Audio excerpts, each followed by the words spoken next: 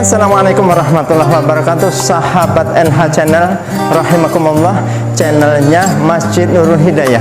Pada kesempatan kali ini insya Allah yang akan memberikan tausiah kultum pada saat ini adalah guru kita Ustadz Udi Khairudi. Yuk kita simak bersama, insya Allah bermanfaat buat kita bersama.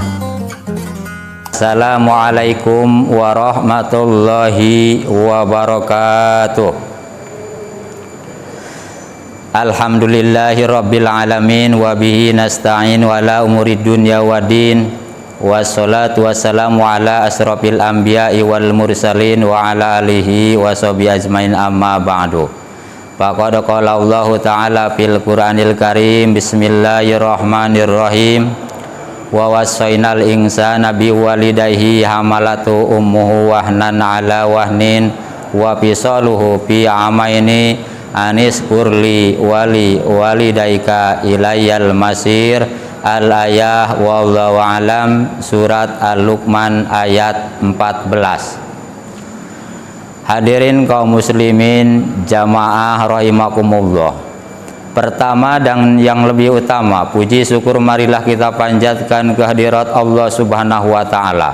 Salawat teriring salam marilah kita sama-sama sanjungkan ke pusara baginda kita Nabi besar Muhammad Sallallahu Alaihi Wasallam, berikut kepada keluarganya, kepada sahabatnya, Pak, insya Allah kepada kita yang hadir di sini selaku umat beliau, mudah-mudahan mendapatkan syafaat di yaumil qiyamah.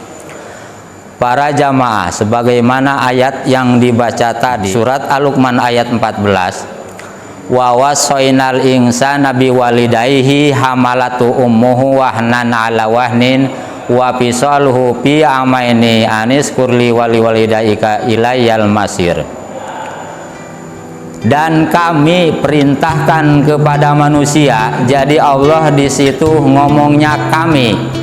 Dan kami perintahkan kepada manusia agar berbuat baik kepada kedua orang tuanya.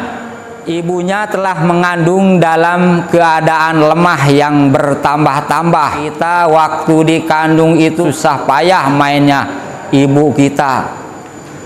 Makanya jangan coba-coba istilahnya, kalau disuruh seorang ibu langsung kita wajib turutin, jangan ntar apalagi nyampe ngabantah. Ayat ini yaitu menerangkan tentang harus berbakti kepada kedua orang tuanya. Ibunya telah mengandung dengan keadaan lemah yang bertambah-tambah, di situ wahnan ala wahnin. Wa fisaluhu fi amaini anis kurli wali walidaika ilayyal masir. Wa fisaluhu, dan telah menyapihnya dalam jangka 2 tahun. Anis kurli, bersyukurlah kepadaku, kata Allah. Wali walidaya, dan kepada kedua orang tuamu, ilayyal masir, hanya kepadakulah engkau akan kembali. Jadi kita wajib mentaati kedua orang tua, apalagi ibu. Udah dari kecil ngurusin kita, gede sedikit, kadang-kadang ibu kita sakit, ibunya kurang tidur, udah gede dikit dititipin sama orang, baru 2 tahun 3 tahun dititipin sama orang, suruh ngaji apa sekolah. Kadang-kadang kan anak masih belum punya aturan di sini. Di situ tinggal sabar kedua orang tuanya dan gurunya, baik di sekolah maupun di pengajian. Sebenarnya kita itu begini, kalau punya anak kira-kira 3 tahun apa 4 tahun, jangan dulu dititipin ke orang, ajarin dulu di rumah sama kedua orang tua kita, apa abang kita. Kenapa? Kalau dititipin sama orang, berat bawanya orang itu, Pak Ustadz maupun guru di sekolah. Tapi kalau di rumah insya Allah ketahuan kita bisa apa enggaknya. Ntar kalau kira-kira udah lancar dikit baru dititipin sama guru ngaji. Pak, saya nitipin anak nih, tolong ajarin baca Iqra. Kalau udah lancar Iqra dimasukin ke Al-Quran. Kenapa dititipin, Pak? Sebab kalau nggak dititipin namanya juga orang kan, harus dititipin. Ntar kalau udah bisa ngaji, dia hidup kalau udah dewasa, udah berumah tangga, kalau anak kita dititipin, lain keistimewaannya, Pak. Ilmunya bermanfaat, Bermanfaat itu adanya digunain sama orang banyak, dan enggak adanya dicari. Itulah ilmu yang bermanfaat. Terkadang kita diem di masyarakat, kagak ditanya enggak apa, Pak, ini kita ada kegiatan apa di masjid, apa bagaimana? Oh, si anu cari. Tah, karena kedua orang tuanya semasa masih kecil itu nitipinnya bener-bener sama guru di sekolah pun guru-guru di ngaji. Tiap dia istilahnya setahun 3 kali apa 2 kali ditengok gurunya. Walaupun orang itu, anak kita itu bisanya lama, tapi insya Allah kemanfaatannya atau keistimewaannya lain sama orang yang dititipin. Contohnya Ibnu Hajar 40 tahun, kadang-kadang alifnya bisa, ba nggak bisa, tak bisa, alif kagak bisa. 40 tahun beliau berhubung, ayo datang terus sama gurunya. Ibnu Hajar itu jadi pengarang lah kitab fikih. Akibatnya apa? Orang tuanya nengokin melulu ke situ, nitipin, padahal anaknya belum bisa-bisa, tapi Allah kan maha hebat, nggak ada tandingannya, sehingga Ibnu Hajar bisa mengarang kitab Fathul Mu'in yang disebut kitab fikih yang patut kita contoh. Jamaah sekalian, di bulan ini yaitu bulan Maulid, hari kelahirannya baginda Nabi Shallallahu Alaihi Wasallam, sebab di dalam hadis innama bu'istu liutammima makarimal akhlak, semata-mata aku diutus ke muka bumi ini untuk menyempurnakan akhlak. Yang tadinya waktu baginda Nabi Muhammad Shallallahu Alaihi Wasallam dikandung di kota Mekah, kehidupannya emang di Mekah, terus dilahirkannya di Mekah, pada waktu itu kaum jahiliyah, kalau kaum yang enggak beradab.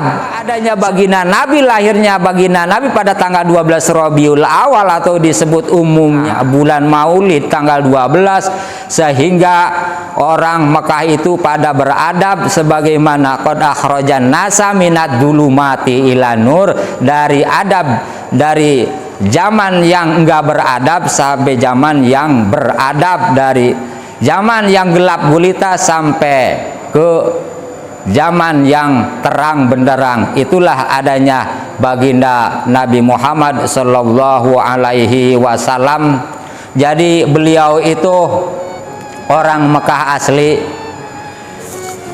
13 tahun beliau di Mekah, yaitu meluruskan akidah, membangun keyakinan, sehingga orang-orang jahiliyah itu yang tadinya merendahkan kaum Mekah, menindas istilahnya kaum wanita.